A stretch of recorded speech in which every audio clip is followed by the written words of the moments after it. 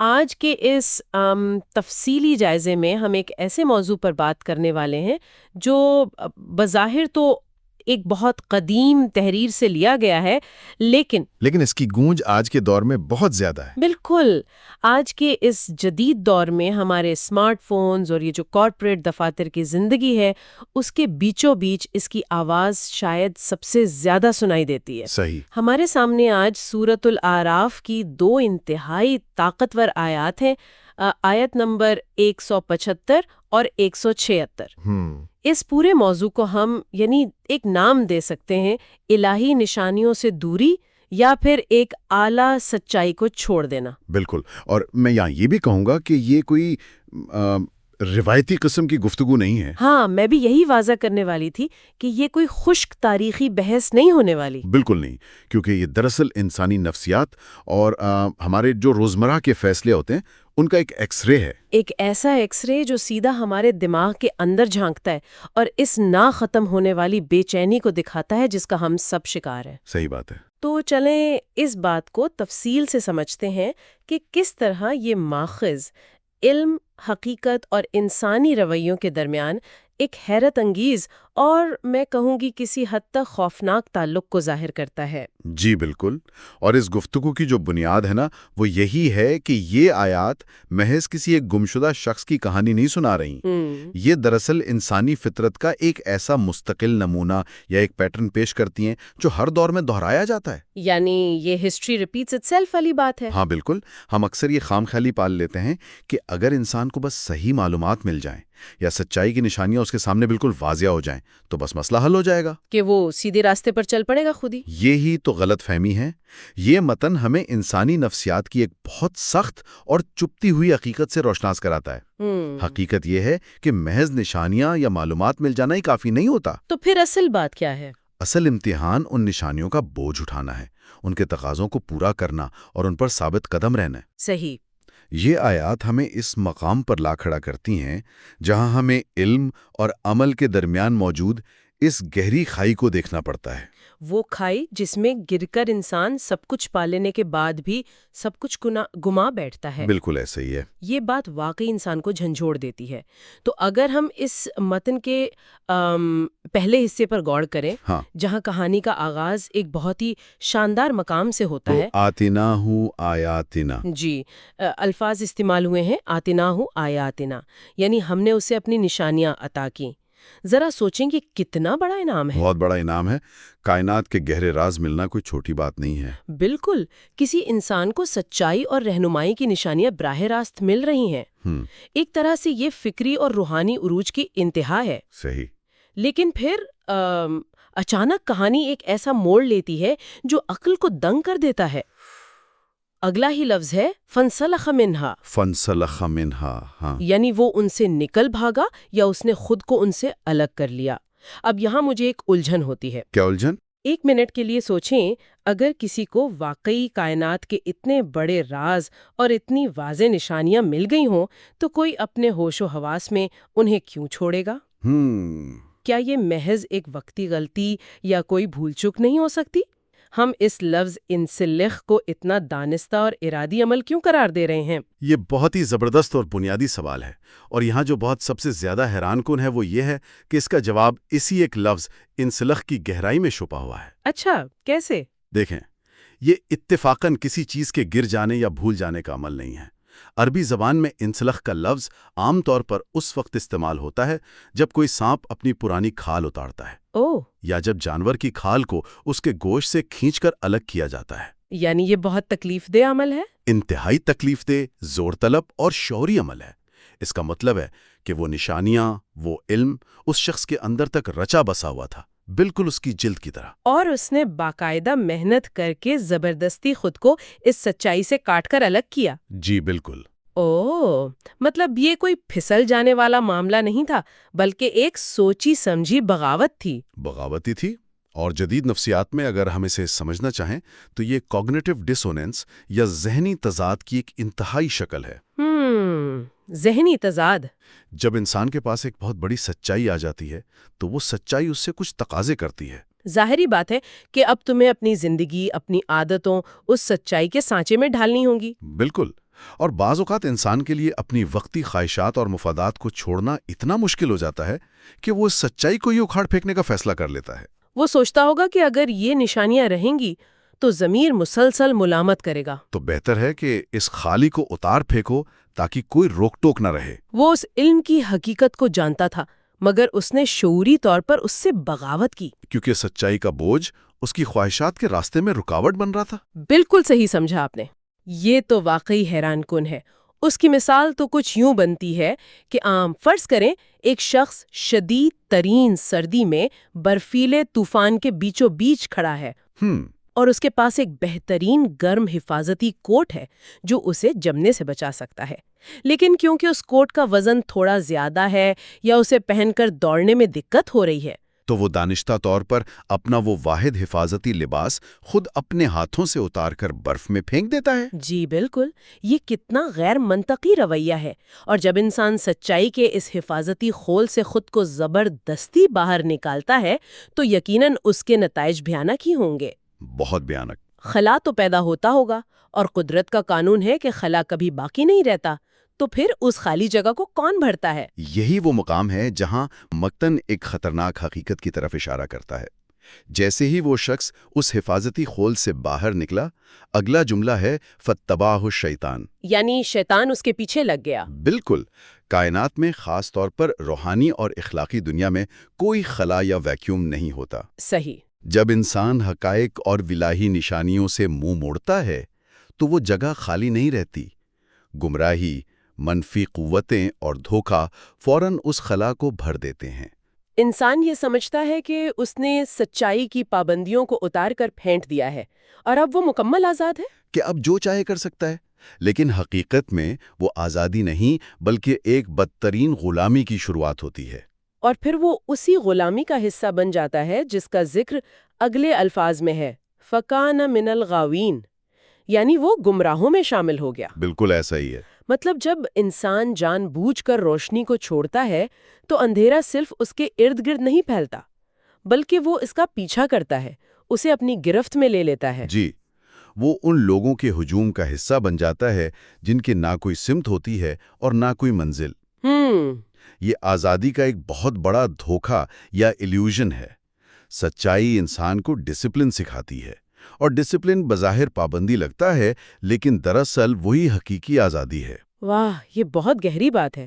Discipline ہی حقیقی آزادی ہے۔ جی، جب آپ اس ڈسپلن کو انسلخ کر کے پھینک دیتے ہیں تو آپ اپنے نفس، حالات اور معاشرے کی اندھی دوڑ کے غلام بن جاتے ہیں۔ بالکل، اور آپ گمراہوں کی اس بھیڑ میں شامل ہو جاتے ہیں جو بس ایک دوسرے کو دیکھ کر بھاگ رہی ہوتی ہے بغیر یہ جانے کہ جانا کہاں ہے۔ صحیح بات ہے۔ اچھا، یہاں بات واقعی بہت دلچسپ ہو جاتی ہے، کیونکہ اگلی ہی آیت یعنی آیت نمبر 176 کے پہلے حصے میں ایک زبردست اور حیران کن تضاد پیش کیا گیا ہے۔ بالکل، ایک بہت بڑا کنٹراسٹ ہے۔ متن ہمیں بتاتا ہے کہ اگر مشیت ہوتی یا اگر وہ شخص صحیح راستہ چنتا تو کیا ہو سکتا تھا۔ الفاظ ہیں وَلَوْ شَئْنَا لَرَفَعْنَاهُ، اور اگر ہم چاہتے تو ان نشانیوں کے ذریعے اسے بلندی عطا کرتے۔ بلندی، ذرا اس تصور پر غور کریں۔ وہ نشانیاں، وہ علم جو اسے دیا گیا تھا، وہ دراصل اسے اوپر اٹھانے، اس کے مرتبے اور شعور کو بلند کرنے کے لیے تھا۔ وہ کوئی بوجھ نہیں تھا جسے اتار پھینکنا ضروری تھا، بلکہ وہ تو پروں کی طرح تھا جس نے اسے پرواز کروانی تھی۔ بالکل، اور یہ بلندی کا تصور اس پوری گفتگو کا دل ہے۔ الہی نشانیاں اور حقیقی علم انسان کے شعور کو کس حد تک بلند کر سکتے ہیں، اس کا اندازہ لگانا مشکل ہے۔ صحیح۔ جب انسان اس سچائی کے ساتھ جڑتا ہے تو اس کی سوچ کا دائرہ ان چھوٹی چھوٹی مادی، وقتی اور دنیاوی پریشانیوں سے بہت اوپر چلا جاتا ہے۔ وہ کائنات کے وسیع تر مقاصد کو سمجھنے لگتا ہے۔ جی، اسے یہ سمجھ آ جاتی ہے کہ وہ محض اس دنیا میں پیٹ بھرنے یا گاڑیاں اور بنگلے جمع کرنے نہیں آیا۔ تو یہ فکری اور روحانی بلندی اسے جانوروں کی سطح سے اٹھا کر انسانیت کی اصل معراج تک لے جاتی ہے۔ بالکل۔ متن یہ بتا رہا ہے کہ اس شخص کے پاس وہ تمام صلاحیتیں، وہ سارا علم اور وہ تمام مواقع موجود تھے کہ وہ اس بلندی کو چھو لیتا، وہ ایک غیر معمولی انسان بن سکتا تھا۔ لیکن پھر ایک اور دردناک اور سچ پوچھیں تو تھوڑا سا مزاحیہ حد تک افسوسناک موڑ آتا ہے۔ اس بلندی کی طرف پرواز کرنے کے بجائے اس شخص نے کیا کیا؟ وَلْكَنَّهُ أَخْلَدَ إِلَى الْأَرْضِ، ہاں، لیکن وہ زمین کی طرف جھک گیا، یا یوں کہہ لیں کہ دنیا سے چپک کے رہ گیا۔ یہ کتنا زبردست اور تلخ تضاد ہے۔ بہت بڑا المیہ ہے۔ یہ تو بالکل ویسا ہی ہے کہ انسان کو کسی نے ایک انتہائی شاندار پرائیویٹ جیٹ کا ٹکٹ دیا اور کہا ہو کہ جائیں آسمانوں کی سیر کریں، کائنات کے نظارے دیکھیں، اور انسان وہ ٹکٹ پھاڑ کر کہے نہیں شکریہ، مجھے تو اس کیچڑ میں بیٹھ کر مٹی کے کھلونے بنانے میں زیادہ مزہ آ رہا ہے۔ انسان بھی کتنی عجیب مخلوق ہے نا، ایک طرف آسمان کی بلندیوں تک لے جانے والی نشانیاں ہیں اور دوسری طرف زمین کی مٹی سے چپک جانے کی ضد۔ بالکل ایسا لگتا ہے جیسے کشش ثقل کا کوئی بہت ہی طاقتور مادی قانون اس کی روحانیت پر غالب آ گیا ہو۔ یہ زمین سے چپکنا آخر ہے کیا؟ آپ نے بالکل صحیح نشاندہی کی، یہ دراصل روحانی کشش شکل کا ہی معاملہ ہے، اور اس پستی، اس کیچڑ میں بیٹھنے کی جو وجہ بتائی گئی ہے وہ انسانی نفسیات کا سب سے بڑا المیہ ہے۔ کیا وجہ بتائی گئی ہے؟ الفاظ ہیں، وہ تباہ ہوا، اور اس نے اپنی خواہش کی پیروی کی۔ یہ وہ مقام ہے جہاں ہمیں رک کر جدید دور کے آئینے میں خود کو دیکھنا چاہیے۔ خواہشات یا فوری تسکین کی جو طلب ہوتی ہے نا، وہ کس طرح انسان کے پیروں کی زنجیر بن جاتی ہے۔ جسٹن گریٹیفیکیشن، جس کی ہم سب کو عادت ہو گئی ہے۔ جی بالکل، جب انسان اپنی عقل، اصولوں اور الہی نشانیوں کی بجائے اپنے نفس، اپنی مادی اور جذباتی خواہشات کا غلام بن جاتا ہے تو وہ بلندی کی طرف پرواز کرنے کے قابل نہیں رہتا۔ تو ہم یہ کہہ سکتے ہیں کہ وہ جو پرائیویٹ جیٹ تھا اس کا ایندھن سچائی اور اصول تھے، لیکن اس نے اس میں خواہشات کا کچرا ڈال دیا۔ بہت خوبصورت مثال دیا آپ نے، بالکل ایسا ہی ہے۔ اور زمین سے چپکنے کا مطلب آج کے دور میں کیا ہے؟ کیا ہے؟ یہ کیریئر کا وہ جنون ہے جس میں انسان حلال و حرام بھول جاتا ہے۔ یہ وہ مادی لذتیں ہیں جن کے پیچھے ہم اندھا دھند بھاگ رہے ہیں۔ یعنی دنیاوی طاقت اور وقتی فائدوں کو مستقل اور اعلیٰ حقائق پر ترجیح دینا۔ جدید زبان میں اسے ہم ڈوپامین کے سستے شارٹس کہہ سکتے ہیں۔ انسان کو بلندی کے لیے طویل مدتی محنت اور صبر درکار ہوتا ہے، لیکن زمین پر موجود کیچڑ اسے فوراً ایک سستی سی لذت دے دیتا ہے۔ ایک ایسا گھاٹے کا سودا ہے جس میں انسان اپنا سب سے قیمتی اثاثہ یعنی اپنی بلندی کا امکان بہت سستے داموں بیچ دیتا ہے۔ وہ ایک اعلیٰ مقصد کی بجائے بس زمین کی دھول بن کر رہنا پسند کرتا ہے۔ اور اس حقیقت کو، اس مٹی سے چپکنے کی ذلت کو مزید واضح کرنے کے لیے اس تحریر کے تیسرے حصے میں ایک ایسی طاقتور اور بصری مثال پیش کی گئی ہے جسے انسان اگر ایک بار سمجھ لے تو کبھی بھول نہیں سکتا۔ وہ کتے والی مثال؟ جی، متن کہتا ہے فَمَثَلُهُ كَمَثَلِ الْكَلْبِ، اس شخص کی مثال کتے کی سی ہے۔ اب یہاں رک کر ذرا سوچیں، دنیا میں ہزاروں جانور ہیں، پرندے ہیں، درندے ہیں، لیکن کتے ہی کی مثال کیوں دی گئی؟ تحریر اس کی ایک خاص حرکت کی تفصیل بتاتی ہے، ان تحمل علیہ یلہث او تترکہ یلہث، یعنی اگر اس پر بوجھ لادا جائے یا اسے ہانکا جائے تب بھی وہ ہانکتا ہے، اور اگر اسے اس کے حال پر چھوڑ دیا جائے تب بھی وہ ہانپتا ہے۔ صحیح۔ ہم سب نے کتوں کو شدید گرمی میں یا دوڑنے کے بعد ہانپتے دیکھا ہے، ان کی زبان باہر لٹک رہی ہوتی ہے، لیکن مجھے لگتا ہے کہ یہاں یہ ہانپنا کسی جسمانی تھکاوٹ کا ذکر نہیں کر رہا۔ بالکل نہیں۔ اس میں یقیناً کوئی گہرا استعارہ چھپا ہے۔ یہ ہانپنا کیا ہے؟ اگر ہم اس بات کو وسیع تر تناظر سے جوڑیں تو یہ ہانپنا دراصل ایک دائمی بے سکونی، ایک نہ بجھنے والی پیاس اور کبھی نہ ختم ہونے والے لالچ کی علامت ہے۔ جانوروں میں کتا اپنی اس خاصیت کی وجہ سے مشہور ہے کہ اس کا ہانپنا ہمیشہ اس کے بیرونی حالات سے مشروط نہیں ہوتا۔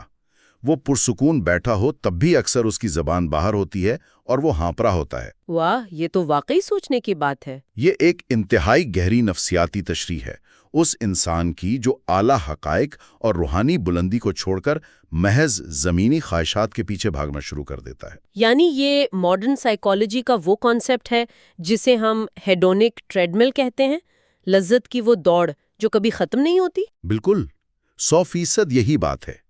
جب ایک انسان دنیاوی ہوس کا شکار ہو جاتا ہے تو وہ کبھی مطمئن نہیں ہو سکتا۔ اگر ہم ڈوپامین ایڈکشن کی بات کریں تو ہوتا کیا ہے؟ انسان سوچتا ہے کہ اگر مجھے وہ کروڑوں کی ڈیل مل گئی یا فلاں عہدہ مل گیا تو بس میں پرسکون ہو جاؤں گا. لیکن جب اسے وہ مل جاتا ہے، یعنی جب اسے اس کے حال پر چھوڑ دیا جاتا ہے، تب بھی اس کی تسکین نہیں ہوتی. وہ اگلے ہدف کے لیے ہانپنا شروع کر دیتا ہے. اور اگر وہ چیز اس سے چھن جائے یا اسے نقصانات کا سامنا ہو، یعنی اس پر حملہ کیا جائے یا اسے ہانکا جائے، تب تو وہ پریشانی اور حسرت میں ہانپتا ہی ہے. جی، دونوں صورتوں میں جو چیز مشترک ہے وہ اس کا ہانپنا ہے، اس کی اندرونی بے چینی ہے. تو اس کا مطلب ہے کہ اصل مسئلہ بیرونی حالات کا، یعنی غربت یا امیری کا، کامیابی یا ناکامی کا ہے ہی نہیں. بالکل نہیں. مسئلہ یہ ہے کہ اس شخص کا اندرونی نظام، اس کا روحانی توازن مکمل طور پر تباہ ہو چکا ہے.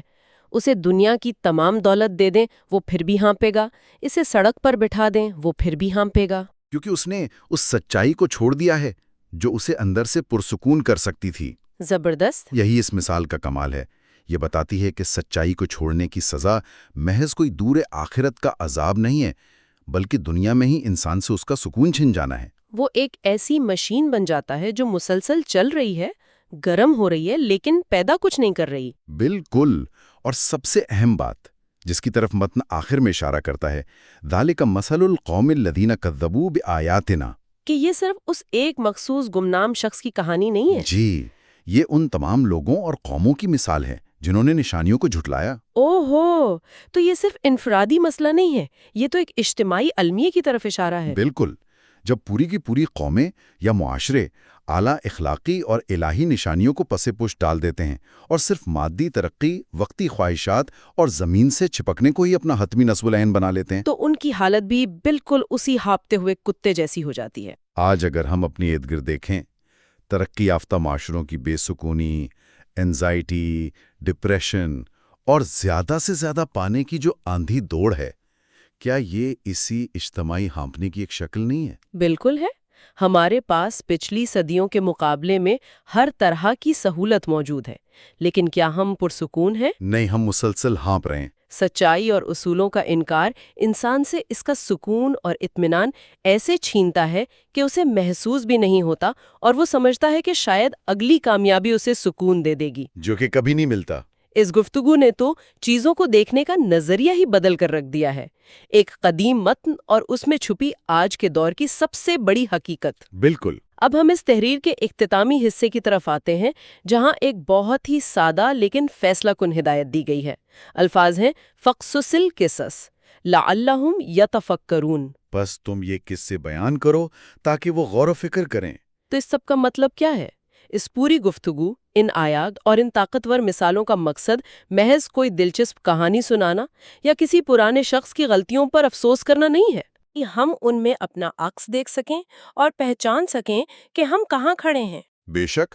اور تفکر ہی وہ واحد راستہ ہے جو انسان کو اس مسلسل ہانپنے کی کیفیت سے نکال کر دوبارہ اس بلندی کی طرف لے جا سکتا ہے جس کا وعدہ شروع میں کیا گیا تھا. صحیح. اس پورے جائزے کا حتمی خاکہ اگر پیش کیا جائے تو وہ یہ ہے کہ اعلیٰ سچائیوں کو جھٹلانے اور زمینی خواہشات میں غرق ہو جانے کے درمیان ایک اٹوٹ اور لازمی رشتہ ہے. جو شخص بلندی کی دعوت کو ٹھکرا کر محض زمین کی کشش یعنی مادی لذتوں کو چن لیتا ہے، اس کا مقدر وہ بے سکونی بن جاتی ہے جو کسی صورت ختم نہیں ہوتی. علم اور نشانیاں ہمیں دی گئی ہیں تاکہ ہم آزاد ہو سکیں، لیکن اپنی ہی خواہشات کی اندھی پیروی ہمیں بدترین غلام بنا دیتی ہے. تو تفکر اس بات پر کرنا ہے کہ آیا ہمارا علم اور ہمارے روزمرہ کے فیصلے ہمیں آسمان کی وسعتوں کی طرف لے جا رہے ہیں، یا ہماری خواہشات ہمیں محض زمین کی دھول بنا رہی ہیں؟ بالکل، یہی وہ بنیادی سوال ہے جو ہم سب کو خود سے پوچھنا ہے. اور اسی غور و فکر کو آگے بڑھاتے ہوئے اس تفصیلی جائزے کے اختتام پر ایک ایسی چونکا دینے والی سوچ ہے جو اس پوری گفتگو سے تو جڑی ہے، لیکن شاید ہم نے اسے روزمرہ کی زندگی میں اس زاویے سے کبھی پرکھا نہیں ہوگا. اگر اعلیٰ سچائیوں اور نشانیوں کو چھوڑنے کا اور خواہشات کے پیچھے اندھا دھند بھاگنے کا لازمی نتیجہ یہ نہ ختم ہونے والی بے سکونی اور ہانپنا ہے، تو کیا آج کے اس تیز ترین دور میں جہاں ہم مسلسل سوشل میڈیا پر توثیق ڈھونڈ رہے ہیں، بالکل جہاں ہر نئی چیز ملنے کے بعد ہم اگلی چیز کے لیے بے چین ہو جاتے ہیں اور جہاں ہماری لامتناہی دوڑ کبھی رکنے کا نام نہیں لیتی، تو کیا یہ سب واقعی ہماری ترقی ہے یا پھر یہ اسی قدیم ہانپتے ہوئے کتے کی ایک بالکل جدید شکل ہے؟ بہت گہری بات ہے۔ کیا ہمارے چمکدار گیجٹس اور کریئر کی اندھی دوڑ وہ جدید زمین تو نہیں جس سے ہم چپک کر رہ گئے ہیں؟ یہ واقعی غور کرنے کا مقام ہے کہ ہم اپنی زندگیوں میں ہر روز کس چیز سے چپکے ہوئے ہیں۔ کیا وہ چیز ہمیں واقعی روحانی اور فکری بلندی کی طرف لے جا رہی ہے یا ہمیں کھینچ کر کیچڑ میں گرا رہی ہے؟ ذرا سوچئے گا۔